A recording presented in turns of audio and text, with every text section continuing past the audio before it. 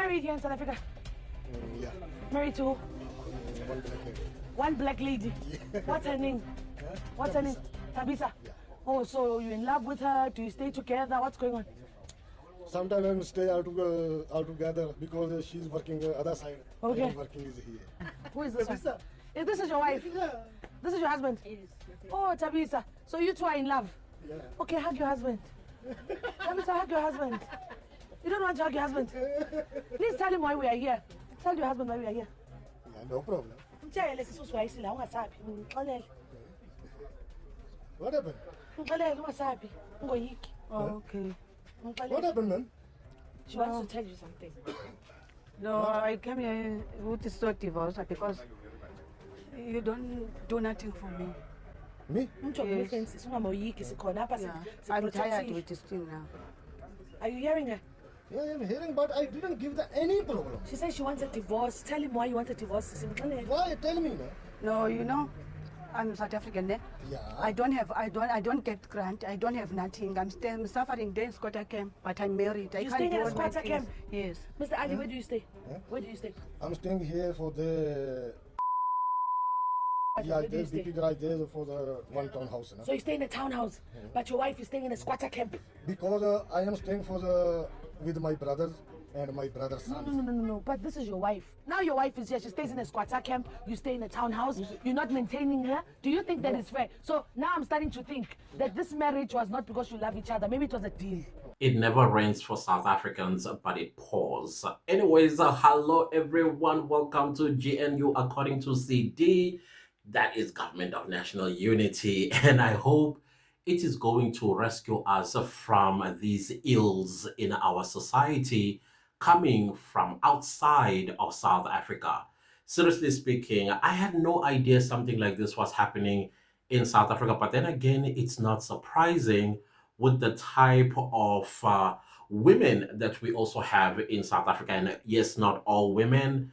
There's a specific type of women in South Africa that I am not surprised they are in the thick of this unpatriotic behavior that they're exhibiting, all for what? 200 Rand, 300 Rand, 400 Rand, just so they get paid by a man that is coming from another country illegally, and they're supposedly going to pay them every single month for the next 5 years.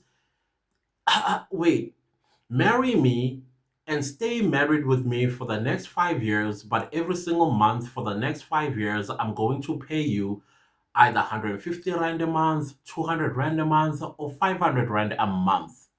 Now, if you're asking yourself why 5 years, that's because in the so-called South African law, when it comes to naturalization, you need, and you are married to a South African citizen, you ought to be married to the South African citizen for at least 5 years before you can apply for naturalization. And then you become a South African citizen. And then once you get the South African citizen, you get, as of course, a South African identity document, which now it's the smart card. And of course, you can apply for a passport to go wherever you want to go in the world and go and destroy our passport value. Can you imagine? For what? 200 Rand a month, 300 Rand a month, 500 Rand a month. That is crazy. That is insane, if you ask me. These women, of course, they are drunkards. These are women that they just, they don't love themselves. Of course, if they don't love themselves, they're not going to love their country. And on top of that, they take advantage of these women simply because some of them are uneducated. Probably they ran away from home when they were young. They're just vagabonds, if you want to put it that way. But it's not only them that they are targeting. They are also going to the most vulnerable of our society. They will go to probably a mentally ill girl, young girl, but of age. I don't know what they tell them. And then the next thing, they are married. Now, the question one has to ask oneself is, okay, marriage is registered at the Department of Home Affairs.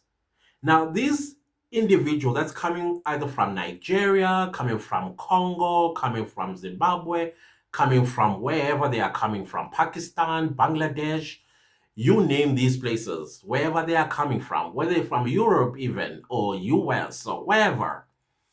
And this person came to South Africa, their papers expired while they were in South Africa, and then you are telling me, oh, let's say they are on a visitor's visa, and you are telling me as an official at Home Affairs, before you register the marriage, you are not going to do due diligence on the foreigner to see, number one, okay, sure, we will register your marriage, but first let's see all of your documents to see that you are in South Africa legally and under which visa.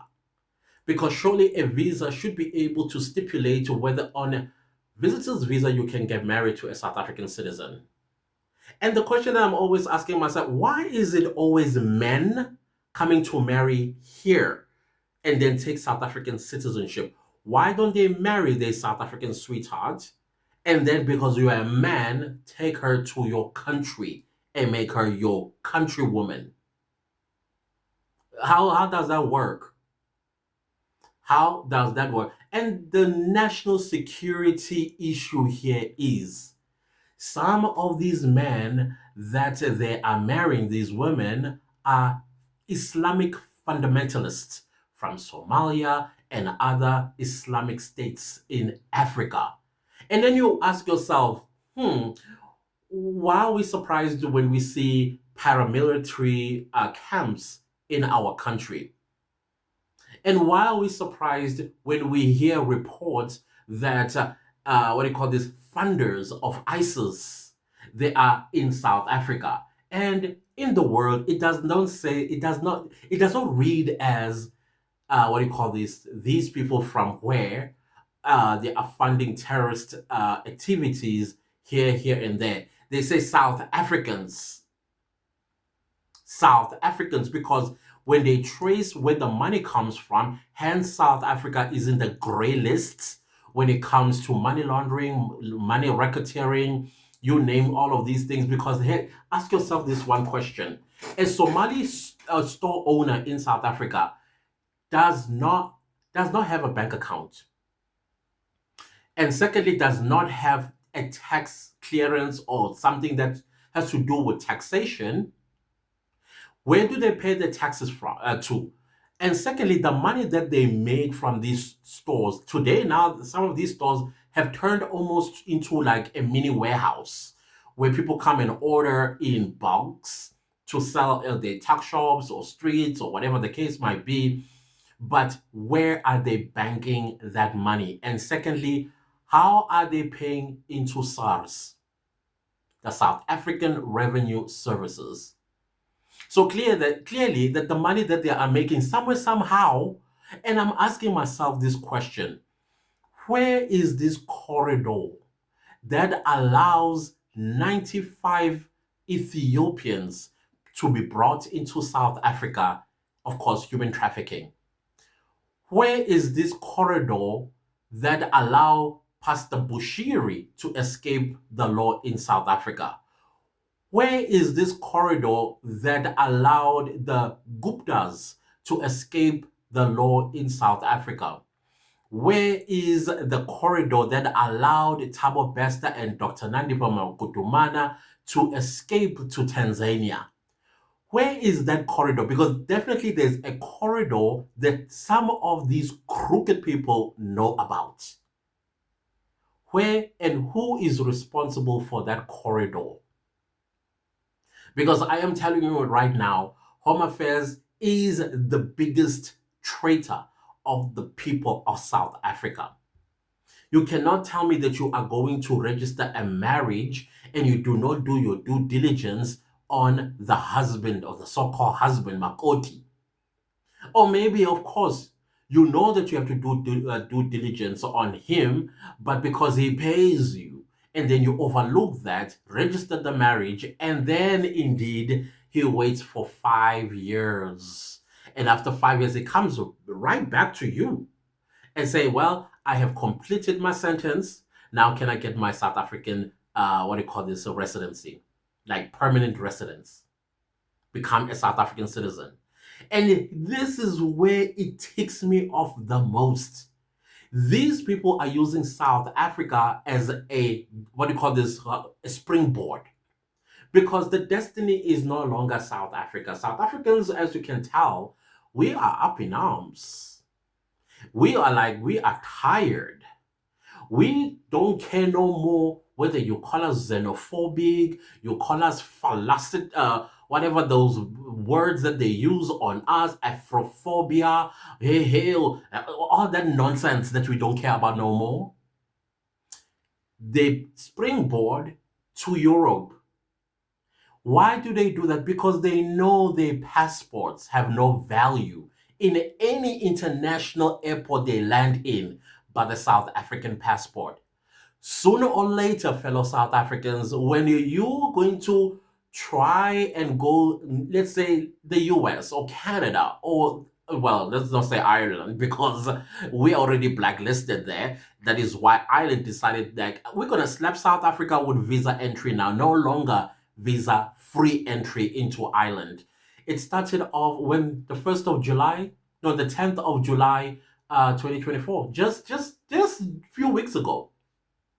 South Africans no longer allowed to enter Ireland visa free because of foreign nationals who marry these women and then they get their citizenship, bounce, leave these girls back in South Africa.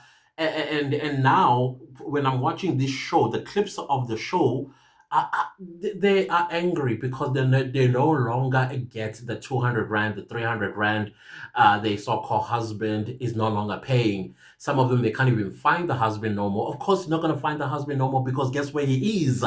He's in Canada. Now he's going to live in Canada for the next 5 years as a South African citizen until he qualifies to apply for permanent residency in Canada under South African passport. Just like the brother who shared with me that he met a Nigerian man who has a South African passport and he's just waiting to serve his time, that 5 years, before he can apply for American citizenship. And once he becomes American citizen, he then burns the South African passport. This is, it's not just a matter of national security. This is also a matter of our good name on the global stage. Because if you are holding a South African passport and you go and do crap in Europe, you do crap in Northern America and everywhere else that they keep going to be parasites at, then who gets the kick? It is us. South Africa, we South Africans, we are law-abiding citizens. We will never leave South Africa to another man's land to be a nuisance, to be a parasite, to make the people of those countries uncomfortable, break their laws, and then at the end of the day, they would become so angry, like how Britain is right now.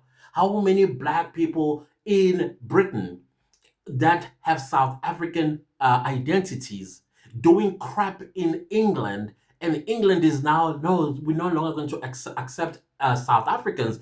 Anyways, England, or the what do you call this, the United Kingdom, in 2009 closed the tap on South Africa entering into the UK visa free.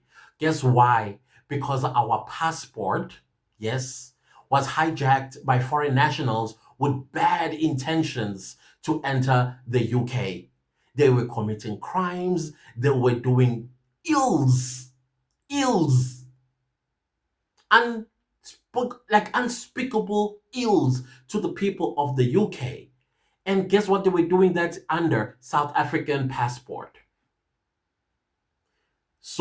I said this before, sooner or later, the South African passport is going to be flagged. It's going to be red.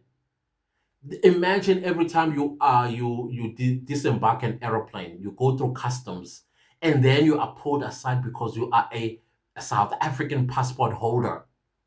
You are freezed. What do you call that thing? They search you, and they like interrogate you and make you feel unwelcome in those countries. You know, South Africans, when we travel, I'm telling you from experience because I have a South African passport and I travel.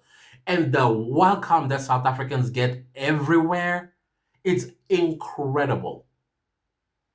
You feel proud to be a South African citizen after disembarking an aeroplane into customs, and the way the securities and everybody in the airport treat you, the hotel, you name it. Do you think in the next 5 to 10 years that is going to be the case? I doubt it.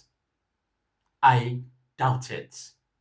So now I made a suggestion in one of the videos that I posted recently, and I said, freeze everything.